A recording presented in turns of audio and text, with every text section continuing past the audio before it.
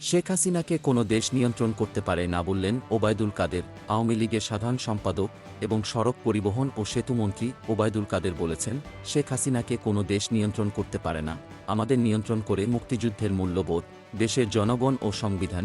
শুক্রবার বিকালে ঢাকা জেলা আওয়ামী লীগের কার্যালয়ে শেখ হাসিনার স্বদেশ প্রত্যাবর্তন দিবস উপলক্ষে আয়োজিত আলোচনা সভায় তিনি এসব কথা বলেন।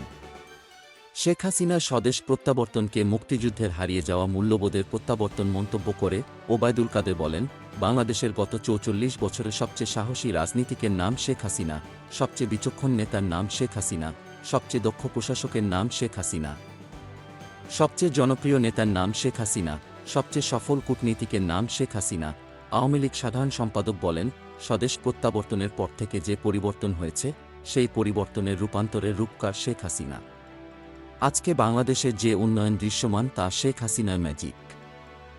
আওয়ামী লীগের সভাপতিমণ্ডলীর সদস্য ইঞ্জিনিয়ার মোশাররফ হোসেনের সভাপতিত্বে আলোচনা সভায় আরও বক্তব্য দেন সভাপতিমণ্ডলীর সদস্য মোফাজ্জল হোসেন চৌধুরী মায়া, জাহাঙ্গীর কবির নানক, যুগ্ম সাধারণ সম্পাদক ড হাসান মাহমুদ, মাহবুবুল আলম হানিফ, আফম বাহাউদ্দিন নাছিম, ড দীপু মনি, সাংগঠনিক সম্পাদক মির্জা আজম, ঢাকা জেলা আওয়ামী লীগ সভাপতি বেনজির আহমেদ, ঢাকা মহানগর দক্ষিণ আওয়ামী লীগের সভাপতি আবু আহমেদ মোন্নাফি ও উত্তরের সভাপতি শেখ বজলুর রহমান।